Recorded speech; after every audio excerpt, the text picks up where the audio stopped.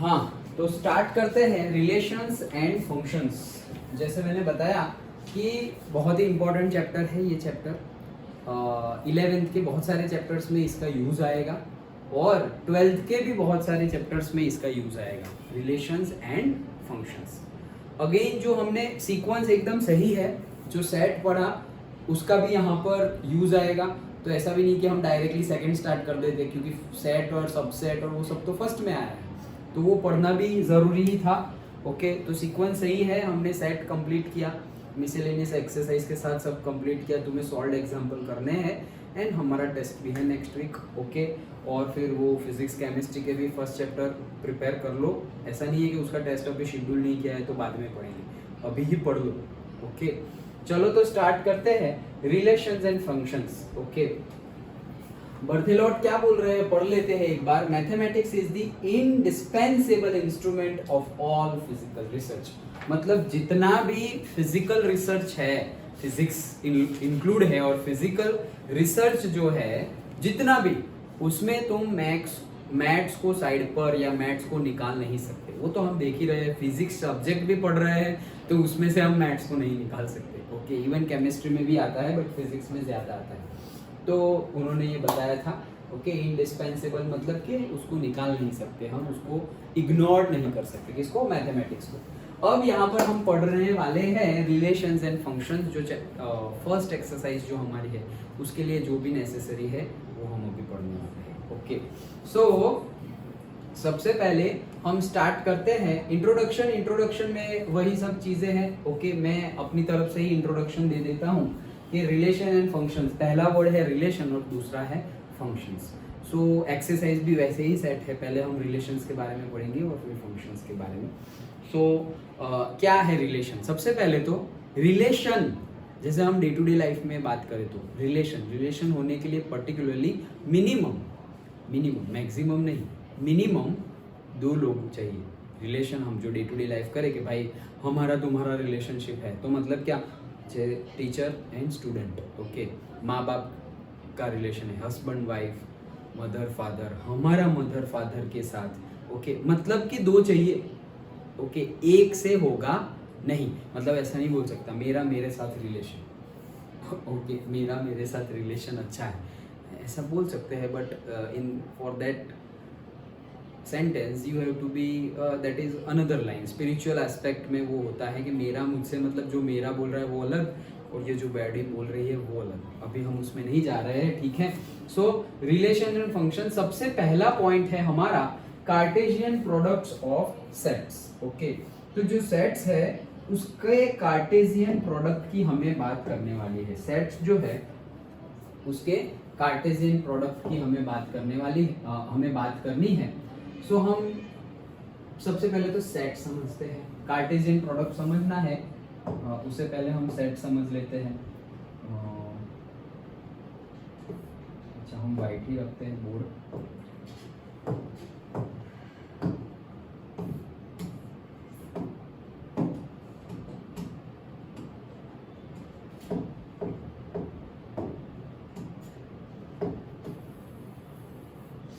Okay, सबसे पहले हम सेट तो समझ ही चुके हैं, तो क्या बोल रहे हैं कि कार्टेशियन प्रोडक्ट्स ऑफ सेट।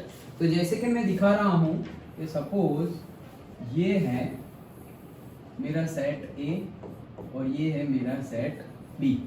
तो तुम बोलोगे सर ये क्या शुरू कर दिया, लास्ट चैप्टर में तो हमने सेट्स के 2 ही फॉर्म देखे थे। ओके, कौन कौन से, एक तो सेट बिल्डर फॉर्म और दूसरा roster form. Okay, so again set को रिप्रेजेंट करने के लिए हम ऐसे डायग्रामेटिकली भी शो कर सकते हैं, इलिप्स बनाकर या सर्कल बनाकर। ओके, इलिप्स और सर्कल बनाकर भी तुम सेट को रिप्रेजेंट कर सकते हो।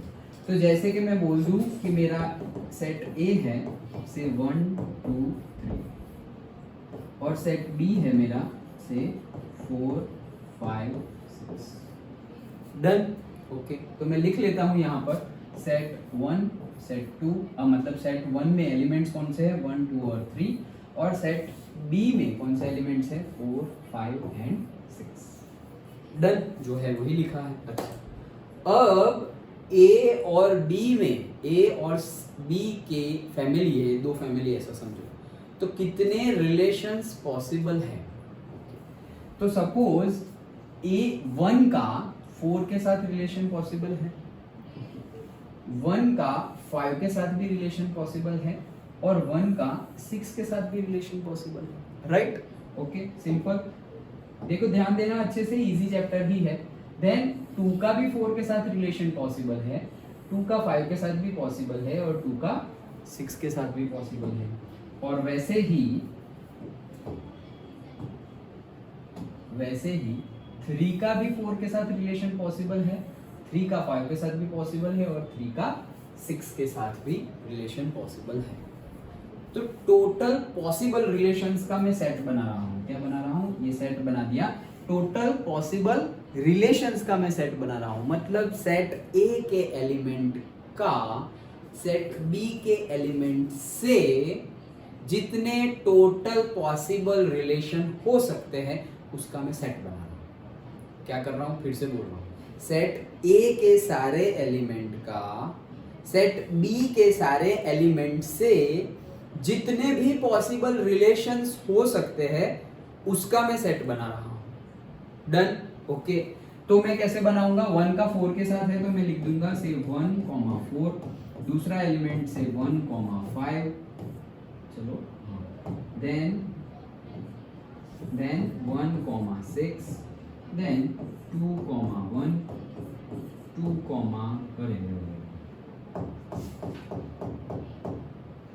4, 2, 5 एंड 2, 6। वैसे ही 3, 4, 3, 5 एंड 3, 6। डन? इतने ही रिलेशन पॉसिबल है। इससे ज्यादा कोई रिलेशन पॉसिबल है क्या? कोई रिलेशन पॉसिबल है इससे ज्यादा कोई?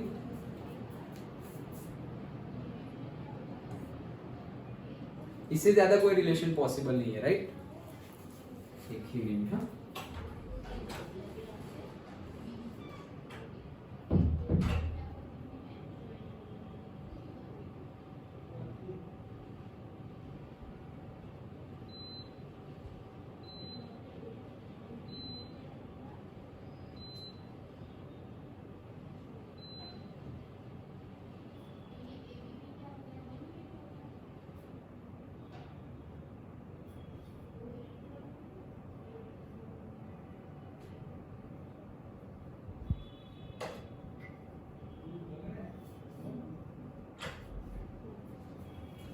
ओके, चलो।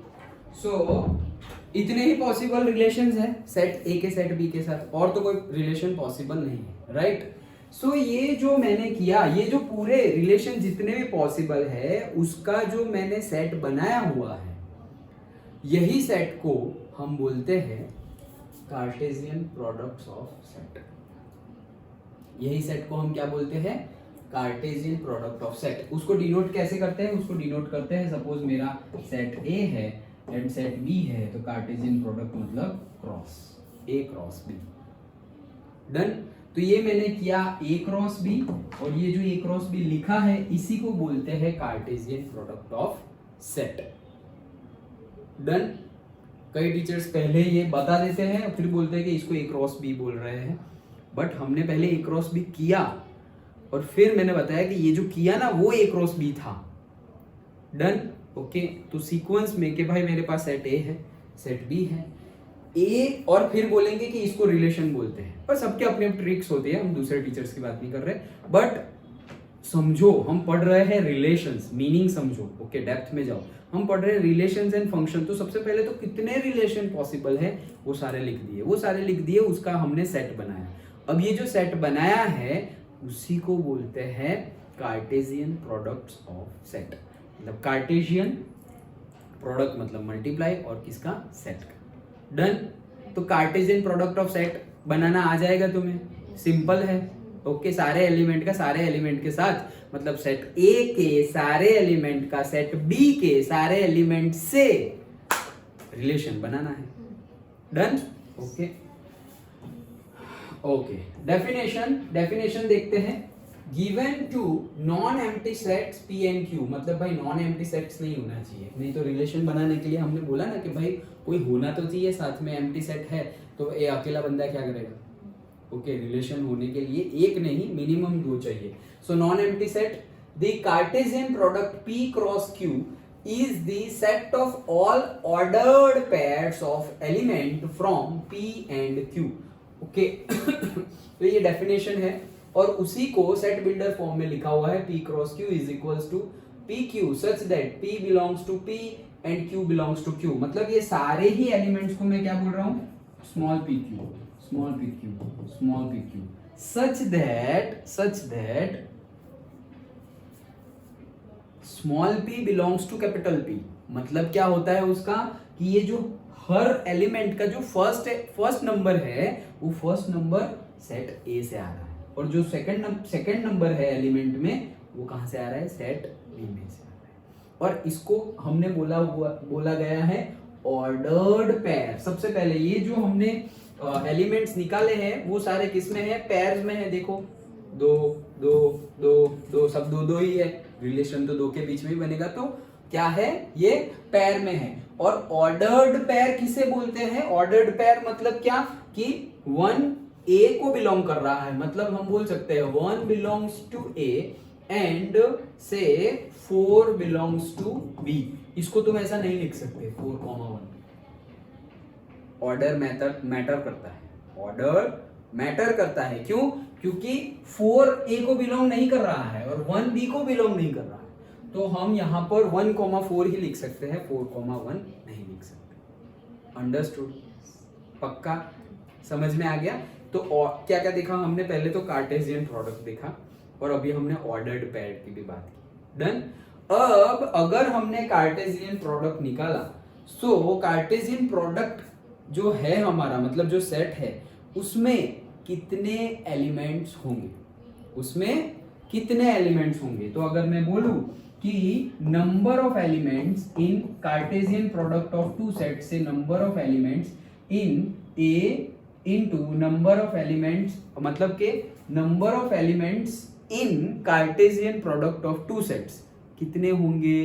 तो उसके लिए भी हमारे पास डायरेक्टली फॉर्मूला है. क्या कि number of elements of A multiplied by number of elements of B. ऐसा ही होता है हमेशा कि जो A के जितने एलिमेंट है और B के जितने एलिमेंट है उन दोनों का तुम मल्टीप्लिकेशन कर दोगे उतने ही रिलेशन पॉसिबल होंगे, उससे ज्यादा पॉसिबल होंगे नहीं. जैसे कि हमारे A में 3 सेट थे, 3 एलिमेंट थे और B में भी 3 एलिमेंट थे. तो 3 3 क्या है? 9. तो 9 ही रिलेशन पॉसिबल है. You can count 1 2 3 4 5 6 7 8 9. डन. तो पता चल जाएगा कि कैसे निकालते हैं. Number of elements in Cartesian product of sets वो कैसे निकालते हैं पता चल जाएगा. कुछ नहीं, जो 2 सेट का कार्टेशियन प्रोडक्ट किया है वो दोनों सेट में कितने नंबर्स ऑफ एलिमेंट्स है वो नंबर ऑफ एलिमेंट्स का मल्टीप्लिकेशन कर लो तो तुम्हें उसके जो कार्टेशियन प्रोडक्ट है उसमें कितने नंबर ऑफ एलिमेंट्स होंगे वो भी मिल जाएगा. डन. ओके. तो कार्टेशियन प्रोडक्ट देखा, ऑर्डर्ड पेयर देखा and number of elements Cartesian product में कितने होंगे वो भी देख लिया. अंडरस्टूड? समझ में आ गया? पक्का? श्योर? कोई डाउट नहीं? इजी है, राइट? ओके, चलो आगे बढ़ते हैं. Remarks. 2 ordered pairs are equal. 2 ordered pair जो है, ordered pair. Okay, 2 ordered pair मतलब क्या? से कोई भी एग्जांपल ले लो. 2 ऑर्डर्ड पेयर मतलब एक मेरी पेयर है 1, x और दूसरी मेरी पेयर है से p, q. ये ऑर्डर्ड पेयर है, ये भी एक ऑर्डर्ड पेयर है. This will be equal. 2 ordered pair are equal कब? If and only if the corresponding first elements are equal and the second elements are also equal. मतलब ये ordered pair है और ये दूसरी ऑर्डर्ड पेयर है. इनके बीच में हम ये इक्वल टू कब लिख सकते हैं? जब फर्स्ट एलिमेंट उसके फर्स्ट एलिमेंट के इक्वल हो. 1 is equals to p and x is equals to q. अगर ये कंडीशन है तो ही तुम ये लिख सकते हो. मतलब वाइस वर्सा. अगर ऐसा है तो तुम ऐसा लिख सकते हो और अगर ऐसा है तो तुम ऐसा लिख सकते हो. डन। इक्वल, इक्वल सेट नहीं देखे थे हमने। इक्वल सेट मतलब क्या, कि दोनों के एलिमेंट सेम है, ए में भी 1 2 3 है और बी में भी 1 2 3 है, तो हम बोल देंगे A is equal to B. Done, पक्का, ओके। चलो आगे बढ़ते हैं। If there are p elements in a and q elements in b, then there will be p into q elements in a cross b। अभी तो देखा number of elements in Cartesian products कितने होंगे, so number of elements in set a multiplied by number of elements in set b। वो multiplication number जो आएगा वही होगा कार्टेशियन प्रोडक्ट ऑफ सेट्स में कितने एलिमेंट होंगे। डन। अच्छा नेक्स्ट, अरे भाई ये इसका कुछ करना पड़ेगा, ये तो देखो इसके अंदर चली गई है।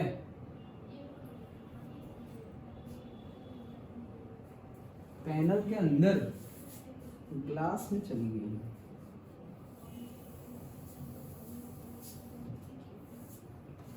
ओके चलो,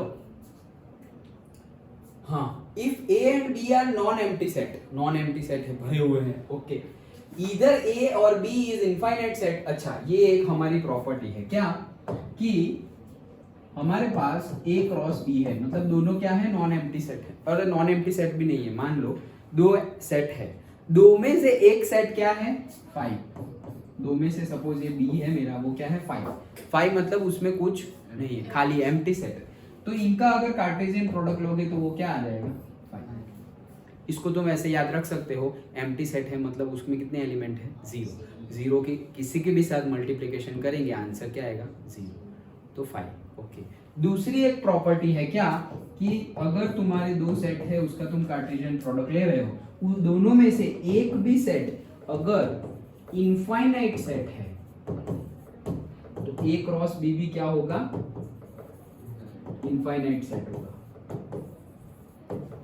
सिंपल, दो सेट है उनका कार्टेशियन प्रोडक्ट ले रहे हो, उसमें से एक भी अगर एम्प्टी सेट होगा तो तुम्हारा कार्टेशियन प्रोडक्ट भी एम्प्टी सेट होगा, उसमें से एक भी अगर इनफाइनाइट सेट होगा तो तुम्हारा कार्टेशियन प्रोडक्ट इनफाइनाइट सेट होगा। सिंपल है, डन, ओके, चलो दैट्स इट।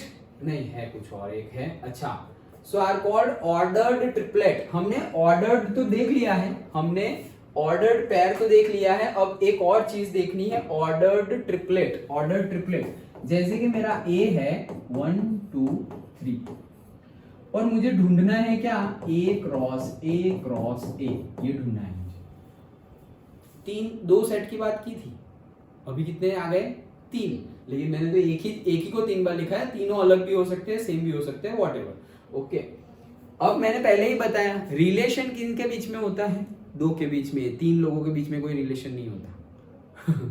ओके, सो 2, तो फिर हमें 2 ही चाहिए, तीसरा नहीं चाहिए। तो मैं क्या करूंगा, ये पहले मैं क्या कर लूंगा, ए क्रॉस ए का निकालूंगा, तो ए और क्रॉस ए भी मैं फिर से लिख लेता हूं 1 2 3।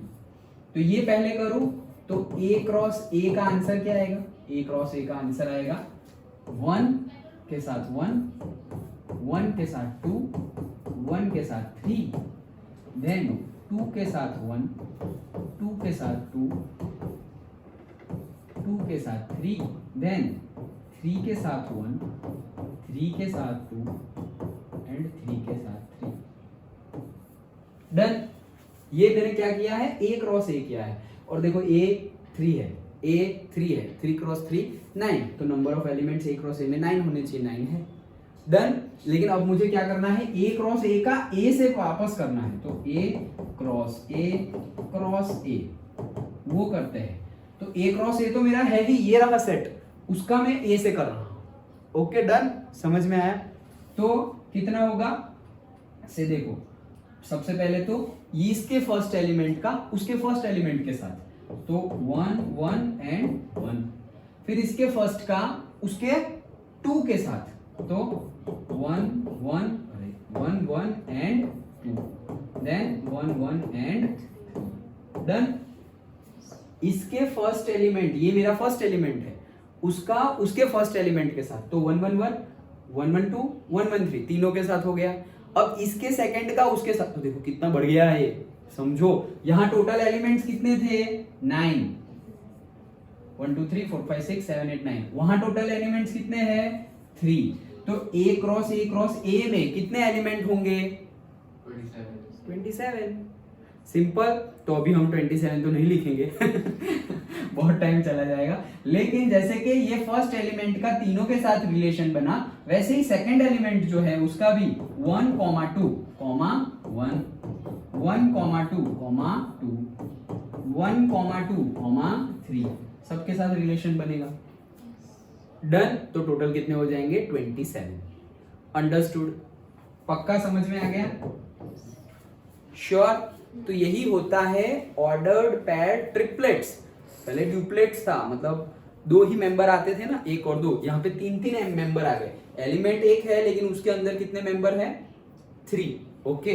सो देखो A cross A, suppose A is to B is to C such that A B C belongs to A, मतलब इसमें तो कुछ भी हो, जैसे कि मैं यहाँ कुछ भी बोल दूं 1 1 1 1 2 1 1 2 1 1 3 कुछ भी बोलूं, तीनों के तीनों बिलोंग्स टू तो ए है ही। Okay. So here ABC is called the ordered triplet. Ordered triplet मतलब हमें अगर यहाँ बोलना हो तो क्या बोलेंगे? Suppose this is ordered triplet, this is ordered triplet, this is also ordered triplet. Ordered triplet मतलब क्या? वही जो हमने ऑर्डर देखा था वो यहाँ तो हमारा सब कुछ सेम है, लेकिन कहने का मीनिंग क्या है? ऑर्डर ट्रिपलेट मतलब सपोज मैं इसकी बात कर रहा हूँ, तो ये जो 1 है, ये पहला 1 वो ये पहले ए में से होगा, ये दूसरा 1 जो है ये दूसरे ए में से होगा, ये तीसरा है वो जो तीसरा ए होगा उसमें से होगा। डन। जैसे सेकंड 2 में देखा था,